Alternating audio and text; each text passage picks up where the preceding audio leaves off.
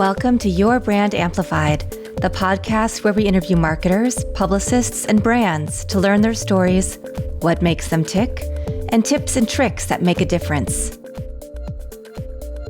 I'm so thrilled to have Theresa Rose, 2 times TEDx speaker. I just found out before we jumped on, who does work that so resonates with me and everything I love talking about. Theresa, thank you for being here today. Thank you for having me, Annika. I'm excited to be here. Yay. Well, I love in your show notes that it talks about you being the most enthusiastic in your 2nd grade class. Yes, and I live by it honestly. I'm still about that enthusiastic. A little less energy maybe than 2nd grade, but not by much. And I would love to, you're talking about you're still on this high from having given your 2nd TEDx talk. Yeah. I'm on a high because one of my hats is grad school professor. And now nice. I'm like, you need to come speak to my class because this semester I'm talking to them about PR and branding, and I just had them go through the process of building their personal brands for the midterm. Yeah. The hardest thing I think most of them have gone through to really think about who they are. Mm-hmm. So I think this is a great place to talk about. Well, I love the word amplified, obviously, but it is very widely used. And yes. So you are a brand crystallizer. Yes. Yes. That is brilliant. So I want to unpack your story. Yeah. How you became a brand crystallizer, how you discovered that this is your purpose and your passion, and who do you work with? So we'll start with the beginning and we'll go from there. Yeah, sure. So when I answer the question, how did I become a crystallizer and when did I discover my passion and purpose? It really starts when I was a young girl, literally 5 years of age.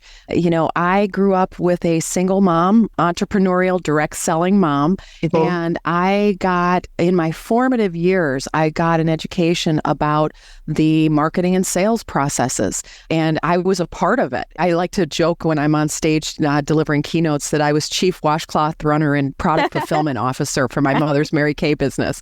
And so I really, truly understand it at a deep cellular level, what it takes to A, to be an entrepreneur, but B, to effectively market and sell when there's a lot of noise around you. So I know this early on about this kind of aspect of strategic marketing and sales mastery, but then I would say the crystallization part comes in. Again, as a child, I learned about the power of visual models, a power of contextual models, the power of smart pictures, combining words and images to create meaning. And I was like, wow, that's really smart. And I'm a puzzler by nature. I love to put things together. And it started as a child being, doing puzzles and doing logic problems and, different programs that I would do for fun. Right? I would do this for fun as a child. Then I really translated that into business where I became a management consultant and I could see people and processes and projects as a puzzle. And where were the gaps, where were the overlaps? I could just see it. It's one of those gifts that I have inherent in me. And then as I grew in my career and I moved away from the enterprise marketing and product development roles and marketing consultant that I had, I really became my own thought leader, a dozen years ago plus, where I started to share my own stories and my own expertise on stages, pages, and screens. And what I found is, first of all, for myself, but then for the vast majority of my friends, my colleagues, my clients, what I discovered is that it really doesn't matter how brilliant you are and how much you amplify that brilliance if you are not clear about that brilliance. Yeah. And so I kept seeing that pain point, and it's a significant pain point, okay? It's the number one ground zero pain point. It's not just a casual and tangential pain point. Lack of clarity, in my view, is the single most important problem we can solve in brands and businesses. And when you can get crystal clear, so clear that you can draw it on a cocktail napkin, then you can take that brilliance in your unique expression in a visual format, translate that to the words that amplifiers want to have. The quality amplifiers, people that do ad campaigns or networking or PR or anything else to create and advance a brand, love when their clients are crystal clear, right? It's the worst thing when somebody comes to you and they said, I have my logo, I have a website. I'm starting to post on social media. I'm ready for PR or I'm ready for XYZ. And then you look at everything, you're like, but what you say here doesn't match what you say here. Exactly. And what is your message? And I want PR, but I don't want to be the spokesperson. Well, see, that's an indicator right there to me. If we can talk PR a little bit, if there is anyone, and I will die on this hill, if there is anyone who says that I don't want to be the spokesperson or I don't want to do the sales, that is a clear red flag. You don't know your message. You don't know your level of clarity. Because I find as a crystallizer, once people really do truly see themselves and understand how to articulate their difference between them and everybody else, when they can get that and it's touched in their heart, it starts in the heart. Everything starts in the heart, in my view of the world. It's clarify begins in the place where we all just shine our individual, unique, brilliant, beautiful lights in this world to make it a better place. And when we can get that level of clarity, we want to be the sales spokesperson. We want to have sales conversations. I want to have sales conversations all day, all the time. Love everywhere, because opportunities happen everywhere. Yes. So we want to make sure that we really have landed in our hearts that differentiating factor and that fuel, that fire that will drive the messaging, because then all of your other activities, the monetization will come. So my crystallization in its essence is clarify, amplify, monetize. Love it. And what do you say to people who say, but I don't have something special? I would just say, I beg to differ with you, my dear friend. I would say that no one has seen it. So the process of crystallization I have uncovered over the last decade of working on this is that it's not that people aren't brilliant. It's that people's brilliance hasn't been seen yet, because we can't see ourselves. I've really been going down this very interesting rabbit hole of existential thought as it relates to crystallization because of the TEDx talk that I just did, wanting to come up with a universal idea worth spreading, right? And really getting clear on that.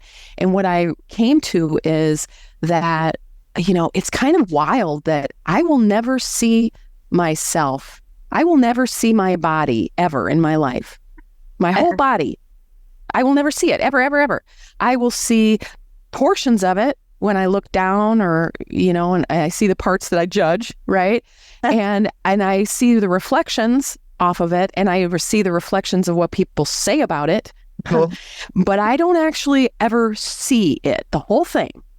And it's the same holds true with our brilliance. When we come out there into the world, whether it's a brand or thought leadership or, an agency or executive transition, whatever it is, it's like people are designed, I believe we are actually divinely designed to reach our fullest potential only when someone else sees us and can honor us and can understand us. And it's very, very, very difficult to create that kind of awareness about our brilliance in ourselves. We can't see the label from the inside of the bottle. So when they say, I'm not brilliant, nope, I'm sorry, but I don't believe it. And the brilliance is found in the content. So the brilliance has already been shown up. When I work with people, I don't ask them to do anything, because they've already done it. They've already been brilliant. What I ask them to do is put their brilliance in a box of brilliance, which is like a cloud-based space that I hold for them, right? And they can put in podcast interviews, they can put in speeches, they can put in manuscripts or books or articles or pictures or handwritten notes. I mean, I've crystallized people who just have had handwritten notes, right? And notes on their phone. We are all a divine light. We are all these amazing people that have gifts and talents. And the issue isn't that we don't have them. The issue is that we're not clear on them. I think this is one of the most interesting things I've been seeing. Like, I'm riding a high of having just had my students in PR and branding go through their personal brand for the midterm. Because if you know who you are, you're going to show up better for your clients, your prospective employers, your clients if you're going to be an entrepreneur, your life in general. And I didn't think about it as crystallization and their brilliance, but that's what I've been trying to pull out of them. Because I think the younger generation is in so many ways so far ahead of where we were, right? They're looking at wanting to be associated with brands that have the same values as them. I don't know that that's something I thought about as much when I'm out buying a candy bar when I'm a kid or looking for clothing I wasn't thinking about. Is this sustainable? Is it this? Is it that? Like, how is it made? And the younger generation has that. But when it comes to self-reflection, they're still very much, trying to figure that out. And I think about, I'm in my 40s, and I've only in the past few years really been able to completely feel grounded and own who I am. But when I look at my life, like you, I can see where those seeds started. And I see that I'm doing the same thing I was doing when I was in elementary school. I have the same values and I'm that same person. I've just now figured out, I guess in your words, how to crystallize it into what I'm supposed to be doing and how to share that with the world. Yeah. Yeah. It's really hard to see. And with the kids, one of the things I recommend for really, I call them kids. They're not, right? They're 20, but to me, they are now. What I say to anyone, regardless of their age, when they're looking for a new opportunity, right? Whether they are looking for a new job, whether they're looking for a promotion, whether they're looking for a new relationship, doesn't matter. Whatever opportunity, what I recommend that they do is start simple. Start simple with what are the 3 words that would characterize you in the most unique way possible, that really is the stamp, the imprint, what I call the spirit print of you. And so for me, I'm a lot of things, okay? I mean, you can ask my ex-husband. I'm sure he'd give you a whole handful of not lies, I'm sorry, reasons why I have these certain things. But the 3 characteristics that I lean into as a crystallizer, okay, a creative clarity crystallizer is, 1, I'm intuitive. Okay, so I'm highly intuitive. I have a background in, I'm a Reiki master, and I've written a book on mindful performance, and I have had a lot of experience in working with mind, body, and energy management. So I'm very intuitive. Secondly, I'm also very co-creative. I go beyond the collaboration vibe into a strategic co-creation where we're really genuinely connecting as 2 equals, the 2 or more people coming together in the spirit of unity for a single purpose. So I'm very co-creative. And thirdly, I'm incredibly persuasive. I'm persuasive because of not only my background as a Mary Kay kid, but I've had, top tier job in a global executive network as a business development partner. I understand the concept of closing the deal and what it takes to do so. And I have a track record to show it, right? So those 3 words of who I am as my essence in the professional format of intuitive and co-creative and persuasive, if I know that those are my 3 things that I can go to the mat against and prove, not just say, I wish I was these things, but like I am these things. And I can tell you 3 things of why I am those things, right? I can prove it. When I embody those 3 aspects of myself, then when I show up into the world, wherever I am, whenever opportunity knocks, it knocks in the most magical of places. It knocks in airport bars. It knocks in at spas. It knocks on potlucks, right? Everywhere. So if you really are grounded in your personal brand, you know who you are, then whenever opportunity comes in whatever format it comes in, you know what your ground is. You know what your foundation is. Because every job that I would want to have would want to utilize those 3 parts of me. Exactly. Right? And so it's that level of introspection, asking the right questions, and more importantly, getting other people to help you see yourself is really the key. Because when you know those 3 things, you can go out into the world and trust that every job interview, every conversation are all going to lead towards your strengths when you get those clear down to the word, and preferably even a picture. So you can draw it uniquely about what makes you you. What are you interested in? And when you have that, you also quickly, even if you go into situations that you think are going to fit who you are and honor who you are, and when you realize that they're not, the right one might be great, full of great people, but something is off, it makes it a lot easier to leave knowing that the next opportunity is around the corner, the one that is the right fit. When you start living fully, authentically, like you said, in these words and with who you are, I've seen that when you take a stand for yourself, people say, you're right, let's work with you. Yes. In what you're best at. Yes. And the other thing about that, Annika, is there's 2 other aspects that I think are important to remember about this. Number 1 is it is energetically stronger. When you come to a conversation and say, I know that I can own these 3 things about myself, right? You do the heavy lifting, you do the work, you do the personal work. And this is a journey. This is a journey. This is not a you get to it, because I'm still doing the journey, right, of getting to know myself. Yeah. And when you show up with that level of clarity about who you are, people feel it. Number one, they absolutely feel it. And then the second thing is then you get to what I call triangulate the sale. So when you're looking for a job, for example, right?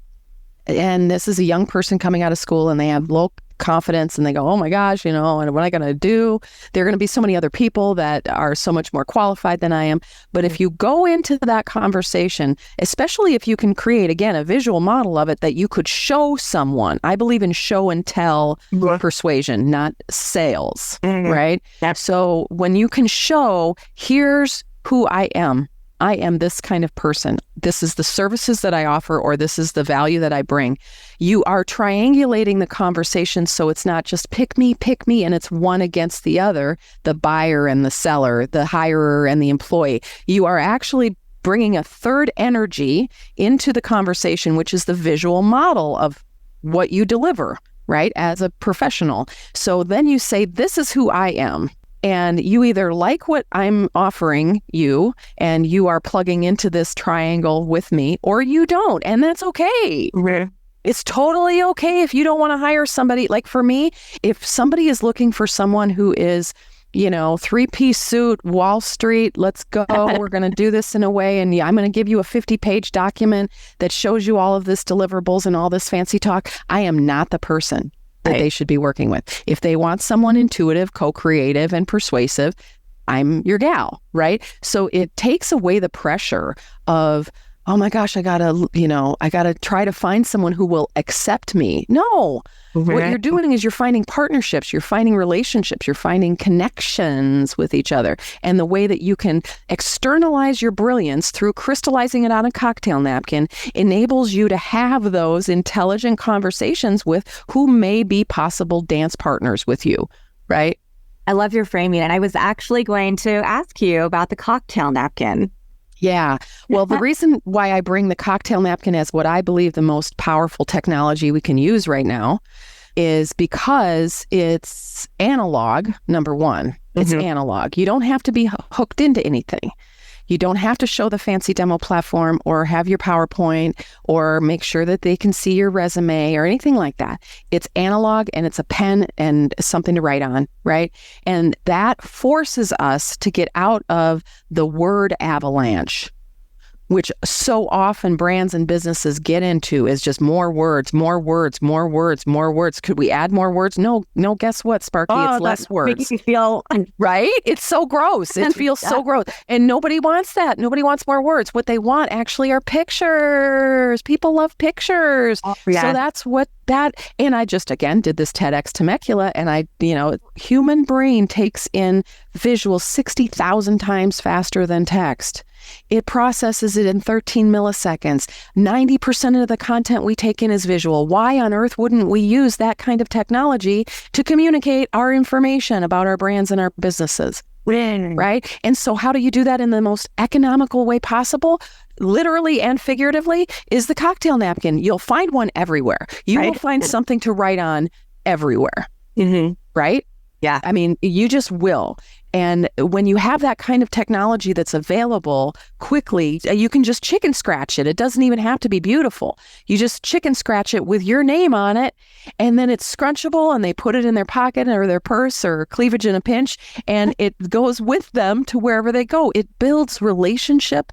It shows expertise. It does it in a very economical way. You could have a 10-second conversation with somebody and be able to use cocktail napkin clarity to further the conversation. Now, sometimes you can close the deal on the cocktail napkin, but most definitely it opens the opportunity. And that's why I'm so thrilled with it. And my second favorite technology is the dry erase board. But, it's again, writing, because that is something tangible that people can feel, and therefore it goes more deeply into their energetic selves. Yeah, it's important these days to take that break from the technology. And I find that if I'm just on my laptop all day, doing meetings, writing, posts, whatever, corresponding with people, and email, those are not my most effective days. It's when I take the break to go walk and meditate. Yeah. I still take notes on what you can't see because my background, but I still have my notebook and I still love to handwrite notes and think about exactly things, because that just, it helps your brain reframe. It takes you out of the noise and the clutter Yes. that we're talking about Yep. that we all are exposed to. I mean, what do we do when we wake up in the morning? We pick up our phones and we Yep. look at the news, and how horrifying is the news right now? Yep. So having that break to take that creative process and get ourselves out of Yes. that and boil down to the essence. Exactly. Deep thinking. And, there's a famous, often misidentified quote, so I won't give it a quote. I've heard it from many people. And that is, I would have taken, forgive the length of this letter, I would have written a shorter one if I had the time. Because it takes more time to have less words when you want more insight. So having cocktail napkin clarity enables people to really do the deep thinking of who they really are. And like today, as an example, I'm experiencing the same challenge you do. So just full transparency, I've got a lot going on, right? Like I'm in huge growth mode, got a lot of pieces flying around me. And I also have an invitation to go to a networking event with my favorite community in Temecula in the vineyards right after this podcast. Oh, wow. And I'm like weighing it, right? You know how you do that where you go, well, I've got so much to do and I've got all the things and all the things. And I've got networking in Temecula at a vineyard. I think I'm going to do the networking in Temecula at the vineyard. Yeah. And because I know that I will have the one piece of content, the one piece of copy that I need, and that's the napkin. Yeah. I cannot agree with you more. It's easy to forget to take that time. Mm-hmm. And it's in those moments when brilliance is discovered, or you make that connection with the next perfect person that you want to work with, or whatever it is, or the next big idea comes up when maybe you drive there or the drive home, or when you're having a conversation. Exactly. So exactly. Good for you. I need to follow your example more. Oh, well, I'm trying to weave it in of like, work is always going to be there. My laptop is always going to be there with more emails and more things piled up. But having these conversations, having this time away when you can really distill, think. Deep thinking. And the combination of deep thinking with strategic co-creation, right? Not just your own, because even deep thinking has a limitation because we can get into a mind loop. Mm-hmm. We can get into oh my God, what? Barriers and walls, right. And we go. Exactly. Yeah. And so when you really want to take your brand, your business to, the proverbial next level is, in my view, the single most important thing you can do is engage someone else in the conversation, whether that is a trusted coach or it is an accountability group or whatever kind of community you can build in this. The more that you can get trusted, strategic, impartial, honest people that will tell you what they think and invite you to think bigger and expand your awareness, that's where you really get the juice, right? Is when you get out of your own mind loop and you can have that strategic co-creation. Yeah. Are you ready to take your brand to new heights? Join the Brand Amplifier for Entrepreneurs program. Learn how to build, elevate, and amplify your brand with a comprehensive 10-module course. Learn more about it and other ways to implement our strategies at fullcapacitymarketing.com. Click on EFCM Learning Hub for more information. Can't wait to help you amplify your brand.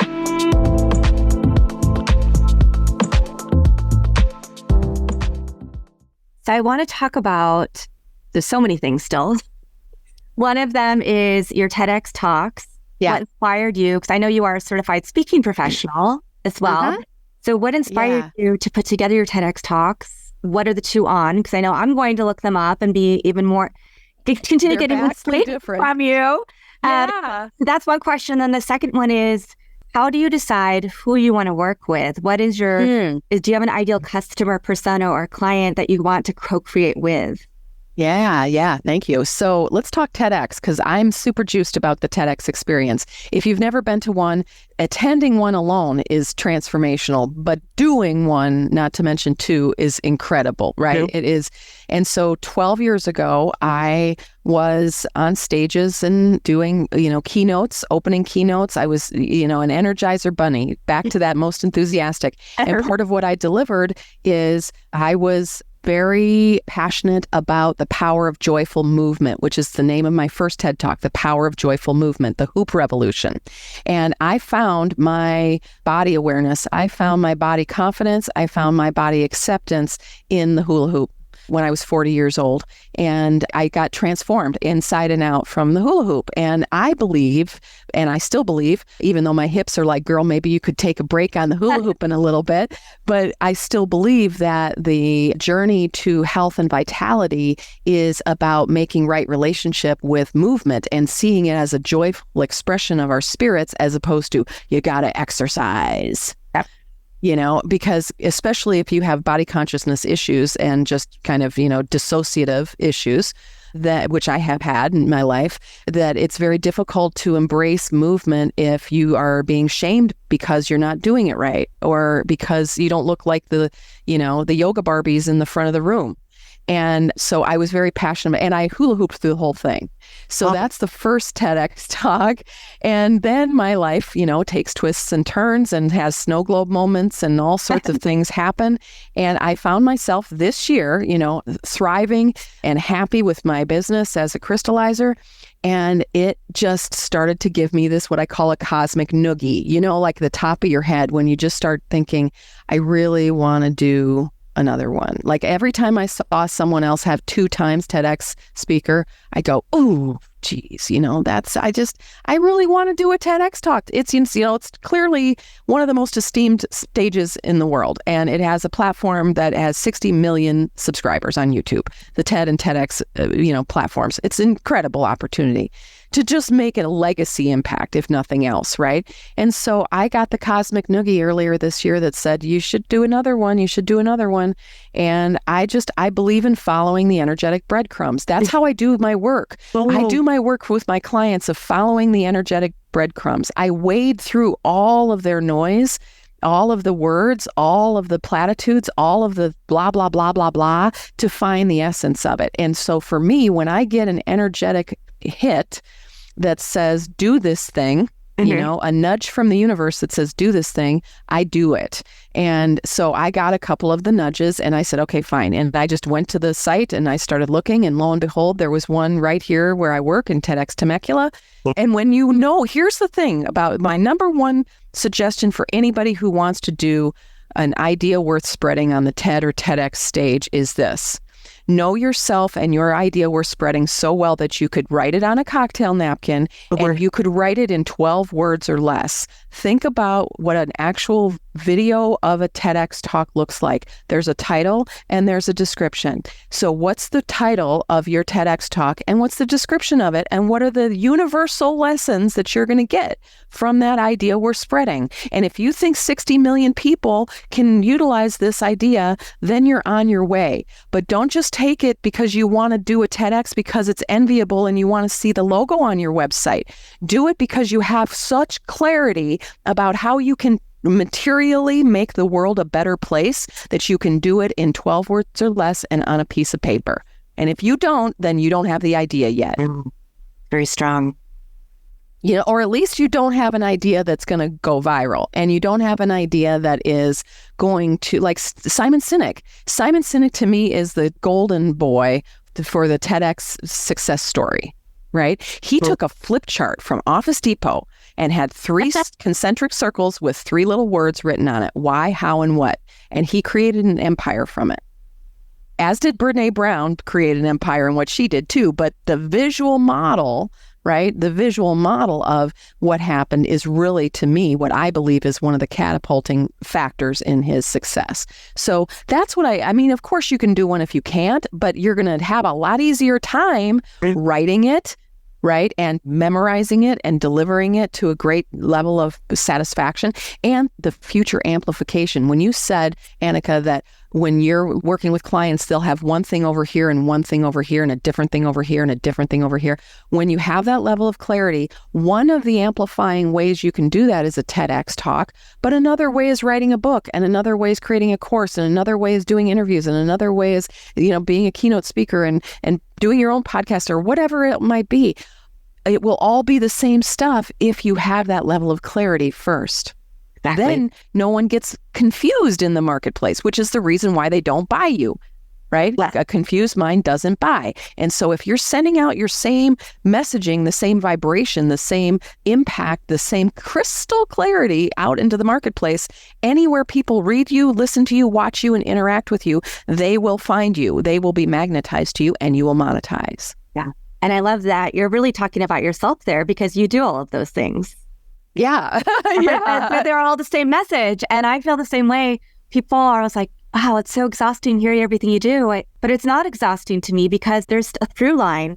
Every single thing I do is about creating purpose and impact in certain ways, and helping people pull it out of themselves, whether it's working with clients for PR and helping a university get seen by the right students, or whether it's my students at university. So to me, there's no difference in the things that I do. And I love that, because I don't think I've found very many people like me who are like, yeah, I do all these things, but they're not disparate, right? No, they're not. In fact, they all fit. And not only does it fit from a strategic marketing standpoint, where the information that I'm sending out into the world, you will read everywhere, all the time, on my website, on my social, in my podcast interviews, every last one of them, you're going to hear the same stuff over and over and over again, because it's a system and it works. And I'm using that system of crystallization, clarify, amplify, monetize, right? So not only does it make marketing easier, because I never have to think about, what am I going to write about? Well, I'm going to write about the same stuff over and over and over again, right? And it also is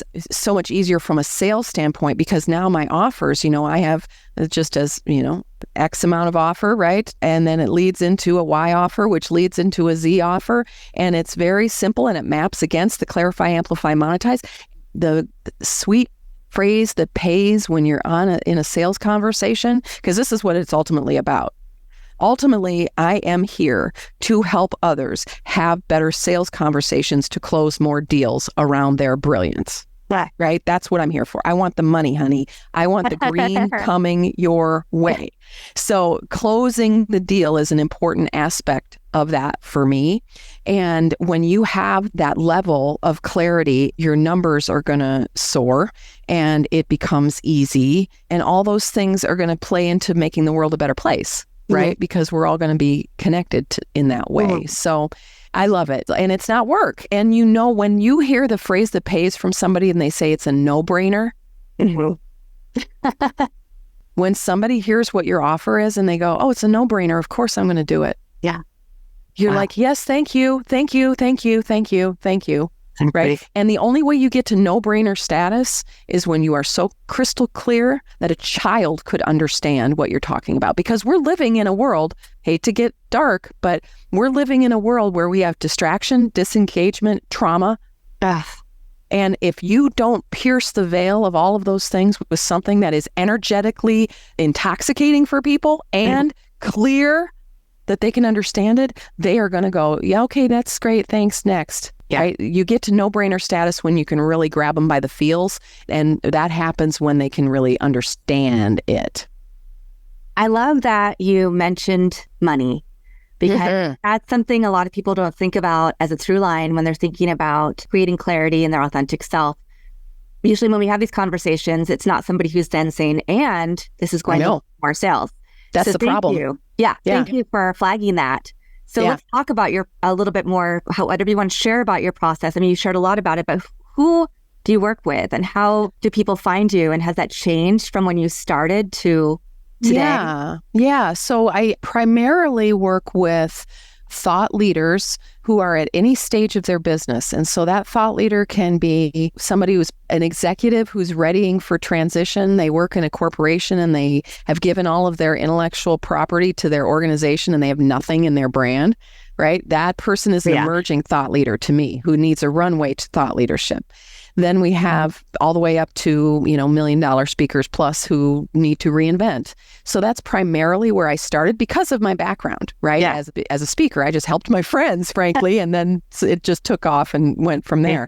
I also love to work with agencies, small organizations that still have the heartbeat there. That's really kind of my differentiating, my target market is somebody who has small lines of decision making. I don't like to go into behemoth organizations and try to wade through all that. No, thanks. Yeah. I mean, I can do departments and things like that, smaller, little hegemonies, little echelons of areas of business, but not like I don't want to go in and redo, ABC conglomerate.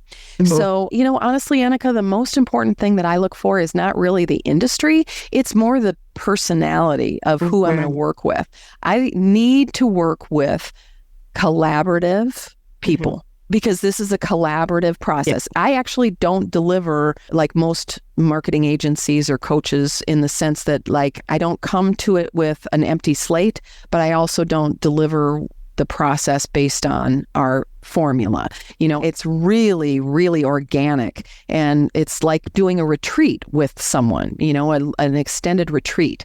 So the personality and the approach of, really getting strategic co-creation and really being a part of something like that and opening up and getting creative and not getting defensive. I use the 4 Agreements by Don Miguel Ruiz as my framework. To really, so anybody who can go, yeah, I'm on board with that, they're my target.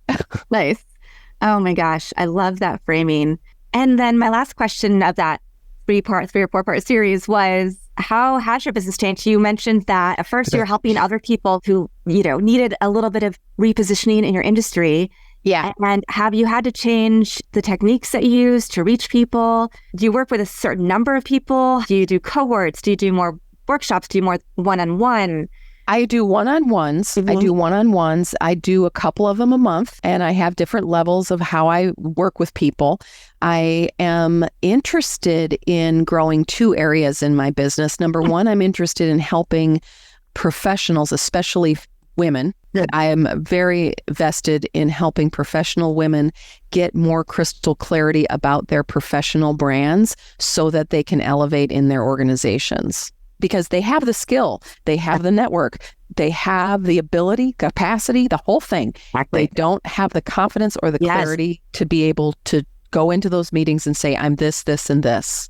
And this is why I am going after a position like this. And that's why we see a lot of women at that level thinking about, do I want to leave? Do I want to go start my own thing? Do I want to go to another company? Because I'm not feeling valued here. But I don't know how to get to the point where I will feel valued. Exactly. And so that's my sweet spot, because then when I can crystallize an executive, then she can use that to either get the promotion or start creating the runway to the other stuff. Yeah. Or even get another job, right? When you have that level of clarity about yourself and what your value proposition is, then it's really, it turns the energy. Then it's like, well, you know what? My existing company, maybe they're the ones that are going to take advantage of this brilliance and offer me the position that I'm going to go after, or maybe they won't and I'll go get this job over here, or maybe neither one of those things will happen and I'll start doing it all myself. But I at least am now on a solid foundation of what my value proposition is, what I'm doing in the world, and either my company is smart enough to keep me on board, right, or not. Yeah.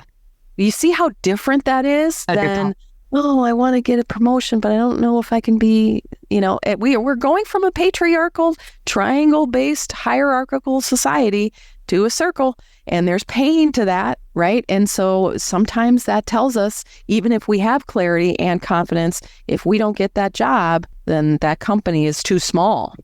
It's too small for my brilliance, right? Exactly. And this is something I've been seeing a lot of people, I think, come to that moment of realization. And like you said at the beginning, though, it has to be co-created. We can't see all parts of ourselves. Yeah. But when somebody else helps us create or gives us permission to believe in our brilliance, that's when things change. And I see it with I'm also divorced like you, and I've gone, probably could share some war stories. Yes. But, my boyfriend now, he's a filmmaker, but he's we've had a lot of talks about how he needs to position himself to get back to what he loves doing and stop doing these other jobs that don't really bring him passion and joy. Yes. And be able to create his own projects while he's working on other projects that are more at the level that he wants to be at, right? And same thing with himself, thinking about like standing up for myself, advocating for myself. I'm in my 40s, I'm almost 50, and I'm still working on all of this stuff. Same. It's always, it's a long process. It's never. It is. But the earlier you start or taking that first step is so important.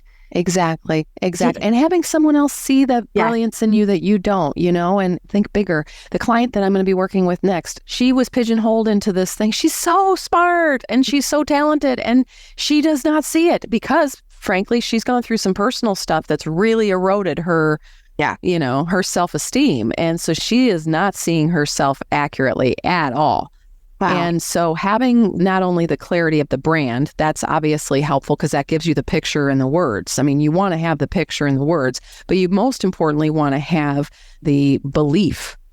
Yeah. I see people. That's what I do, right? I see people. At the end of the day, that's what I offer, is seeing them, and without agenda, and like their brilliance in all the noise and the insecurities and the overwhelm and the words. And that knowing when you're seen is transformative. It really, really is. And you start thinking bigger. Love it. So you talked about the next client you're working with. Do you have any stories you want to share about clients you've worked with through your process and the results they've gotten? Yeah, I would love to. I shared a little bit in my TEDx talk about Cheryl Lynn. She is the founder and visionary of a company called Joyly, and she had this fabulous idea years ago for how a chair could change the world, how a chair of joy, if you just sat in this chair, it could help you. It could help your mental health. Okay. And what I noticed is I watched her for about a year, just a colleague. And I was watching, this was during COVID time, so we were all in our little rectangles. Yep. And I could see, first of all, because I'm an energy being, and remember, one of my top 3 power words is intuitive, right. I could actually feel everybody's response to her idea. And what I felt energetically is they were attracted to it, but they weren't magnetized to it. Sure. They would go, ooh, that's interesting. And then they'd float away. And she was adding more and more and more language around it to try to convince people that joy was valuable, even though we all know that it is. She was adding such heft to the messaging and to the value proposition that no one could really understand it.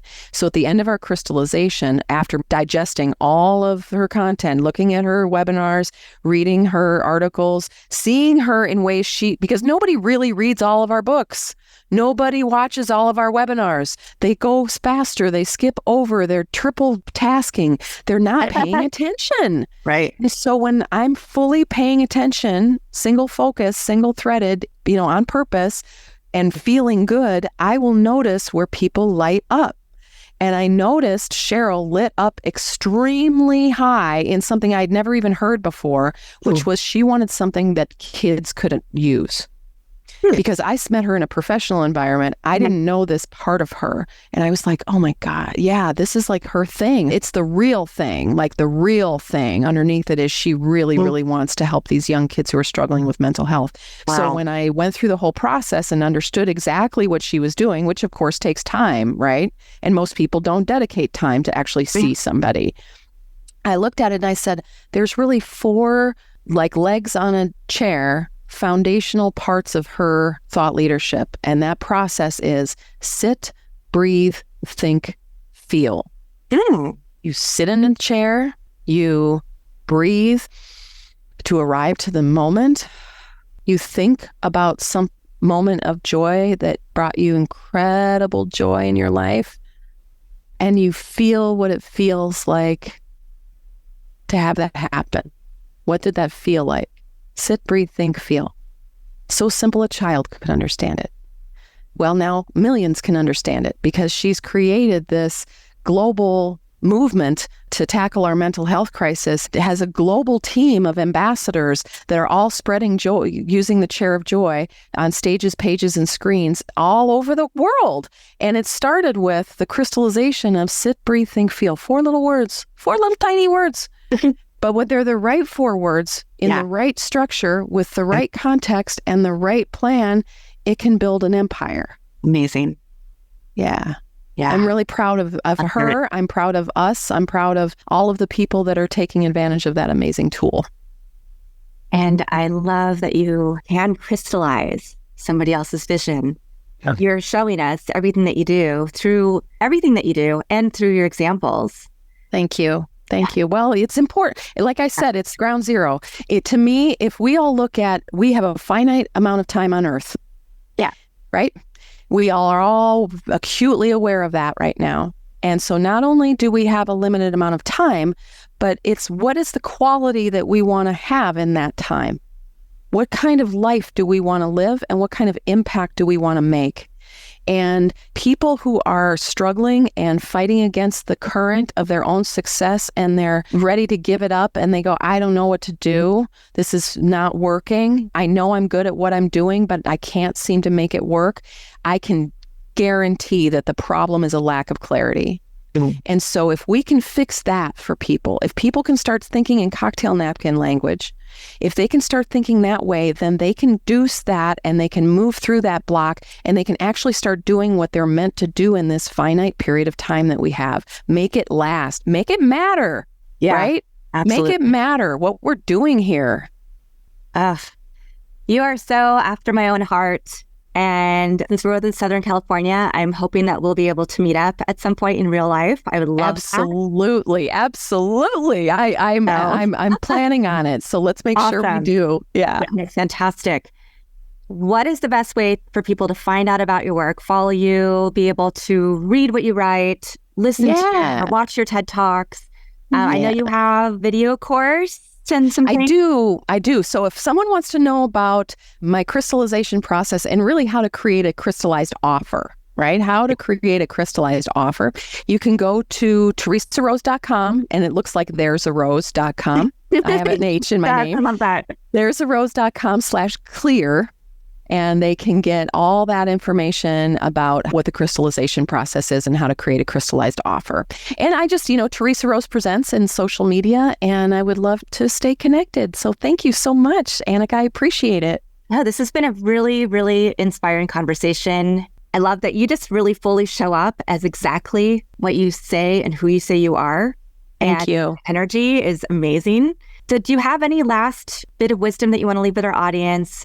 And do you have a favorite quote or mantra, or one that is resonating with you today or this hour or this week?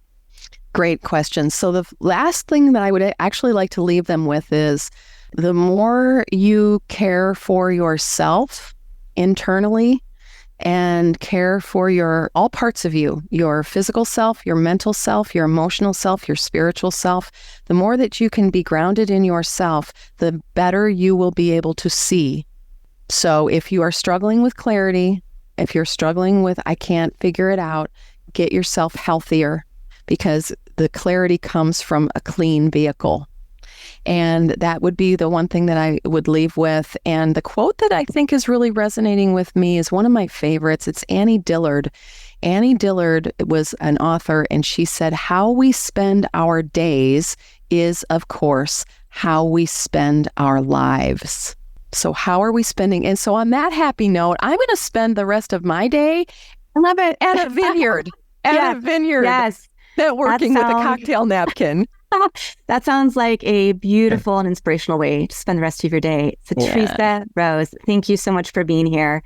Thank you, Annika. So fun, such a joy. And I know that everybody else will feel the same joy radiating, whether they're listening or watching. So thank you to my audience for listening or watching another episode of Your Brand Amplified. We're also now on 360 Talk Radio for Women and Traverse TV if you want to stream us as a show. And I'll be back again in a few days with another amazing expert. Want more? Check out amplifywithannika.com or follow me on socials at amplifywithannika.